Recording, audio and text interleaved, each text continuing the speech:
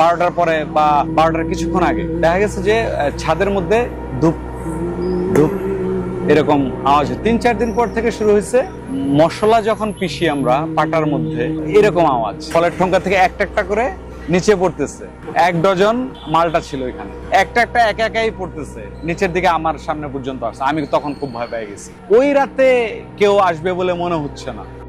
2012 সালের দিকে তখন আমরা থাকতাম হচ্ছে গিয়ে মোহাম্মদপুর টিক্কাপাড়াতে। তো টিক্কাপাড়া থেকে হঠাৎ করে আমাদের একটা মানে একটু বড় বাসা দরকার হয়, ঠিক আছে। ভাইয়া তখন বিয়ে করে, তো বড় বাসা দরকার হয়, তখন আমরা বাসা খুঁজতে পাই। তারপরে বাসাটা পাই হচ্ছে গিয়ে আদাবর, একটা বাসা পাই আদাবর 12 নাম্বার, তো সিলিকন স্নোড্রপ অ্যাপার্টমেন্ট, ঠিক আছে। তো বাসাটা সুন্দর, প্রথমেই খুব মানে ভালো লাগছে দেখে, এক দেখাই মানে পুরোপুরি চয়েস হয়ে গেছে। পরে আমরাও গেলাম, যাওয়ার পরে জিজ্ঞেস করলাম যে এত সুন্দর বাসা ভাড়া হচ্ছে না কেন, কত অনেকদিন ধরেই তো খালি। পরে বলতেছে যে এখানে একটু পানির প্রবলেম আছে, এই জন্য ভাড়া হচ্ছে। তো যখন এই কথাটা বললো পানির প্রবলেম আছে, তো আমরা বললাম যে পানি 3 বেলা কি দেয় না? পরে বলতেছে হ্যাঁ 3 বেলাই পাবেন, কিন্তু অনেক বাসায় দেখা গেছে যে রেগুলার পানি পাওয়া যাচ্ছে, এখানে রেগুলার হবে না, 3 বেলা। তো বাসাটা এতই সুন্দর ছিল, মানে অ্যাট্রাকটিভ এত, এখন কি জন্য যে অ্যাট্রাকটিভ লাগছে আমাদের কাছে সেটাও আমরা জানি না। তো সবাই পছন্দ করলাম যে ওকে ফাইন, এই বাসাতেই উঠবো। পরে নেক্সট উঠলাম আমরা বাসা। তো বেশ কিছুদিন ভালোই যাচ্ছিল। পরে আমরা আরো বিভিন্ন জায়গায় খবর নিলাম যে কি অবস্থা, যে এখানে তখন আমাদের পাশের ফ্ল্যাটে যারা ছিল তারা বললো যে এখানে তো বেশি দিন ভাড়াটা স্টে করে। তখন আমরা বললাম যে কেন? পরে বলে না এমনিতেই মনে হয় করে না কোনো, ওনারাও আমাদেরকে বলে নাই বিষয়টা যে এরকম। তো ওনারা হাইড করে গেছে। হাইড করে যাওয়ার পরে একটা টাইমে কি হইতো দেখা গেছে প্রায় 6 মাসের মতো চলতেছে, আমরা কন্টিনিউয়াসলি থাকতেছি, কোনো অ্যাবনর্মাল কোনো কিছু দেখিনি। হঠাৎ করে একদিন কি হচ্ছে, তো হ্যাঁ পানির সমস্যাটা ছিল। তারপরে হচ্ছে গিয়ে হঠাৎ করে একদিন মানে আমরা ছিলাম একদম টপ ফ্লোরে, 6 তলায়, 6 তলার উপরে হচ্ছে ছাদ। তো মাঝে মাঝেই আমরা 6 মাস পর থেকে, 6 মাসের ঠিকই ছিল সবকিছু, 6 মাস পর থেকে দেখা গেছে যে ওই বাসার মধ্যে মানে টপ ফ্লোরে ছিলাম, তো যখন আমরা একটু নীরব হইতাম মানে 12টার পরে বা 12টার কিছুক্ষণ আগে দেখা গেছে যে ছাদের মধ্যে ধূপ ধূপ এরকম আওয়াজ হতো, মানে মনে হচ্ছে যে কেউ পা ফেলে যাচ্ছে। তো এই জিনিসটা যখনই হয়েছে তখন আমরা এতটা আমলে নেই, এটা কোনো ব্যাপার না, হইতেই পারে, হয়তো ছাদে বাচ্চারা খেলতেছে। আবার ওই ফ্ল্যাটের 3 তলায় 2 তলায় অনেক বাচ্চাও ছিল, তো ওরা দেখা গেছে কাজের মেয়েকে পাঠিয়ে দেয়, উপরে বাচ্চা নিয়ে ওরা দৌড়াদৌড়ি করে, তা আমরা কোনো ইটি নেই। তো হঠাৎ করে এরকম চলতেছে, তো এরকম মানে কন্টিনিউয়াসলি চলে। কন্টিনিউয়াসলি বলতে সপ্তাহে 2-3 দিন আমরা এরকম অনুভব করতেছি। তারপরে একদিন কি হলো, একদিন পরে বাসায় অনেক গেস্ট, তো গেস্ট আসার পরে তারপরে আমার খালা মামা সবাই ছিল। তো গেস্ট আসার পরে গল্প করতেছি, তখনও সেম একই আওয়াজ হচ্ছে। মনে হচ্ছে যে এক রুমে পা ফেলতেছে, এক রুমে একটা আওয়াজ হচ্ছে, আবার আরেক রুমে যে আরেকটা আওয়াজ হচ্ছে, মানে পাটা মনে হচ্ছে এত ডিস্টেন্সে হচ্ছে, মানে কত বড় পা এরকম। তো এটা হওয়ার পরে মনে করেন যে ওই দিন আমরাও গল্প করতেছিলাম এরকম এরকম আওয়াজ হয়। পরে আমার খালা বলতেছে তোমরা এই বাসাটা একটু হুজুর কোনো কিছু একটু দেখায়, তো এই বাসায় কোনো কিছু আছে কিনা। পরে আমরা তো এই যুগে এগুলা বিশেষ করি না, বিলিভ করি না, তারা বলছি না এগুলা কি বলে। খালারা চলে গেল। 3-4 দিন পর থেকে শুরু হয়েছে মশলা যখন পিষি আমরা পাটার মধ্যে এরকম আওয়াজ, ওই পায়ের আওয়াজটা পাচ্ছি না এখন, তারপরে ওই আওয়াজটা শুরু হয়েছে, এই আওয়াজটা কন্টিনিউয়াসলি চলতেছে। চলার পরে তখন আমার আব্বা বলতেছে যে এত রাতে মশলা পিষে কি, উপরে তো কেউ নাই। এতদিন চিন্তা করছে যে পায়ের আওয়াজ হয়েছে, এটা কোনো ব্যাপার না, থাকতে পারে। তো এখন এটাকে এরকম 3-4 দিন যাওয়ার পরে আব্বা বললো চলো একটু উপরে যে দেখি যে কি অবস্থা, ঠিক আছে। তো উপরে গেলাম, যাওয়ার পরে দেখলাম ও ছাদটা লক করাই, তার মানে ছাদের ভিতরে কেউ নাই, ছাদে কেউ নাই। তো এই কথা করার পরে আমরা নিচে নেমে গেছি। নিচে নেমে যাওয়ার পরে তারপর আরো কয়েকদিন গেল। পরে দারোয়ানকে জিজ্ঞেস করতেছি ছাদ কি খোলা থাকে কটা পর্যন্ত? পরে বলে ছাদ তো 10টা বাজলেই লাগানো হয়ে যায়, 10টা বাজলেই ছাদ অফ করে দেয়। এটা কি সম্ভব ছিল যে পাশের বাড়ির ছাদ থেকে এখানে আসা যায়? এরকম ছিল, কিন্তু ওই রাতে কেউ আসবে বলে মনে হচ্ছে না। পরে কি হয়েছে, পরে এরকম চলতেছে। পরের দিন ঠিক মানে তখন একটা কিউরিওসিটি আরো বেশি জন্ম নিল যে আসলে কি। তারপরে চিন্তা করলাম যে 9টার দিকে আমরা যাই উঠবো দেখি, ঠিক আছে। পরে একদিন 9টার দিকে গেলাম আর কি। তো 9টার দিকে যাওয়ার পর দেখলাম ছাদ খোলা। তো ছাদ খোলার পরে আমি, আমার ছোট ভাই আর ভাইয়া, বড় ভাই ছোট ভাই, আমি গেলাম। যাওয়ার পরে এদিক ওদিক, ছাদটা অনেক বড় ছিল, সিলিকনের ফ্ল্যাট, অনেক বড় ফ্লাইটই, ঠিক আছে। তো হাঁটাহাঁটি করলাম, কোনো ব্যাপার না, কোনো আওয়াজও নেই, কোনো কিছু নেই, সুন্দর বাতাস। একটু বসার পরে রাতে নেমে গেলাম। নেমে যাওয়ার পরে ডিনার শেষ হলো। ডিনার শেষ হওয়ার পরে আবার সেই আওয়াজ, 11টার পরে। তা আওয়াজ শুনতেছি, আওয়াজ শোনার পরে আব্বা বলতেছে চলো যাই এখন দেখি ছাদটা কি খোলা না বন্ধ। কয় যায় দেখি ছাদটা বন্ধ। বন্ধ হওয়ার পরে তারপরে নেমে গেলাম আমরা। নেমে যাওয়ার পরে ওই দিন এই পর্যন্তই আর কি ঘটনাটা ছিল।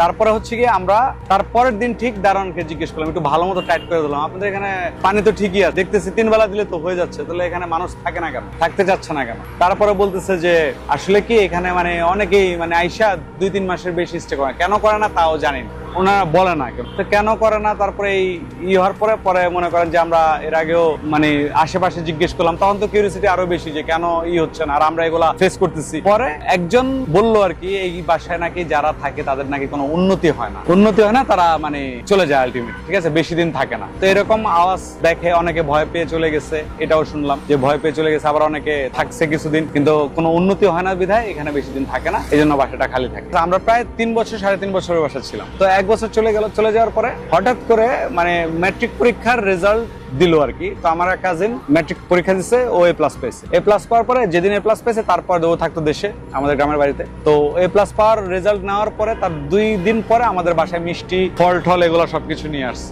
নিয়ে আসার পরে ওই দিন আর কি আমার রুমে আমি আর কাজিনটা ঘুমাবো আর কি চিন্তা করছি। তো খুব মজা করতেছি যে কাজিনের রেজাল্ট ভালো হয়েছে, ভালো। আবার ও বলতেছে যে ভাই আমরা ঢাকাতেই থাকবো, তোমাদের এই বাসায় থাকবো, আমি থেকে এখান থেকে পড়াশোনা করবো। ওকে ফাইন, ঠিক আছে, তুমি যদি ভালো রেজাল্ট করো আর যদি তোমার মা দেয় থাকবা, সমস্যা নেই।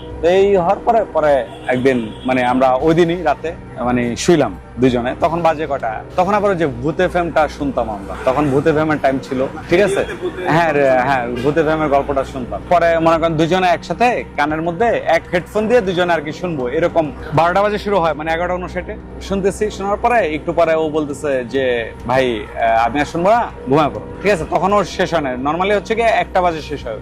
তো আমি বললাম আচ্ছা ঠিক আছে ঘুমায় পড়ো। একটু পরে আমি অফ করে দিলাম যে আমিও শুনবো না। তারপরে একটু পরে চলে গেছে কারেন্ট, ইলেকট্রিসিটি নাই। ইলেকট্রিসিটি চলে যাওয়ার পরে ফ্যান অফ হয়ে গেছে গরমের দিন। তো ও বলতেছে হ্যাঁ নীরব পরিবেশ। ও বলতেছে আচ্ছা তাহলে তুমি ভাইয়া ঘুমাও, আমি আন্টির রুমে যাই।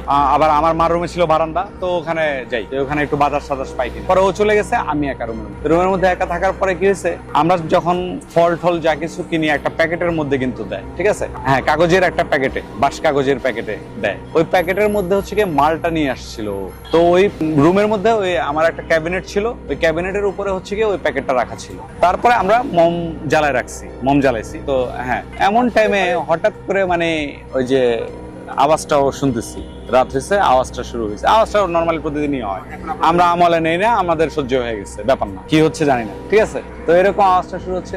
সবচেয়ে অদ্ভুত লাগলো যেটা, ওইখানে কোনো বাতাস ছিল না।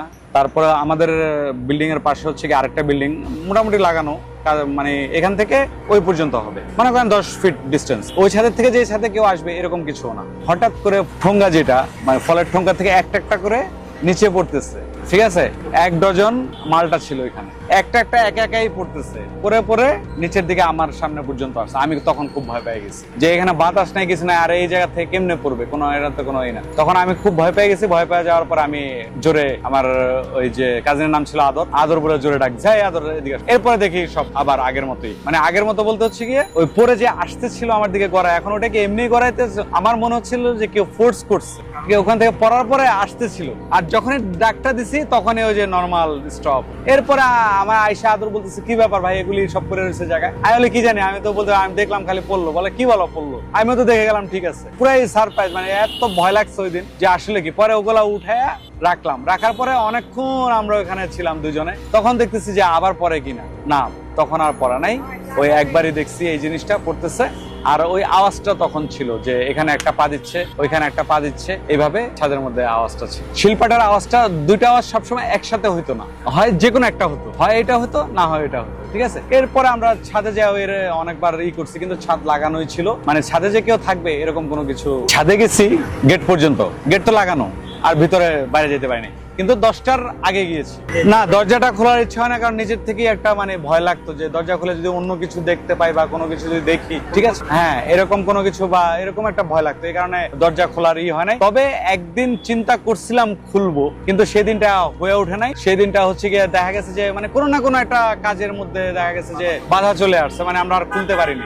চেষ্টা করা হয়েছে, বলতে চাইলে তো খুলতে যাবে, দেখা গেছে যে হ্যাঁ খুলতে যাবো, নিচে গেছি, নিচে যাওয়ার পর দেখি দারোয়ান নাই, চাবি তোর কাছে থাকে। আবার দেখছি দারোয়ান আছে, দারোয়ান এখন বলতেছে চাবি আমার কাছে নাই। এখন এটা কি ও সত্য করেই বলতো, না আমাদেরকে কোনো বিভ্রান্তি বা কোনো কিছু, না ও জানতো এই ঘটনাটা যে এরকম আছে, তাই এখন ওটা বলতে পারতেছে। হ্যাঁ, কোনোভাবে মানে বাধা পাইছি যে ওটা আসলে খুলতে পারিনি। আক্রান্ত এরকম কোনো কিছু হয়নি, তবে এটা ঠিক আমাদেরও কোনো উন্নতি হয়নি। যখন ওই বাসায় আমরা ছিলাম তখন আমাদের কোনো ভালো কোনো কিছু হয় নাই, খারাপ সংবাদই পাইছি। ওই বাসায় আমরা 3 বছর ছিলাম, 3 বছরের বেশি ছিলাম, কিন্তু আমাদের ওইরকম ধরেন মনে করেন ওই বাসা ছাড়ার পরেই আমার ভাইয়া প্রমোশন পায়, ওই নেক্সট মাসেই, মানে যে মান্থে ছাড়ার পর ওই মাসেই প্রমোশন পায়। তারপরে মনে করেন যে আমাদের আর একটু ভালো ইটি পাই, কিন্তু ওখানে থাকা অবস্থায় প্রমোশন হবে, 2-1 বছর আটকে গেছে প্রমোশন, এরকম কিন্তু প্রমোশন হবে, মানে এরকমই হচ্ছে। আমি তখন একটা জবের জন্য অ্যাপ্লাই করতেছিলাম, চাচ্ছিলাম যে ব্যাংকে, কোথাওই হয়নি। পরে ওটারও মানে কোনো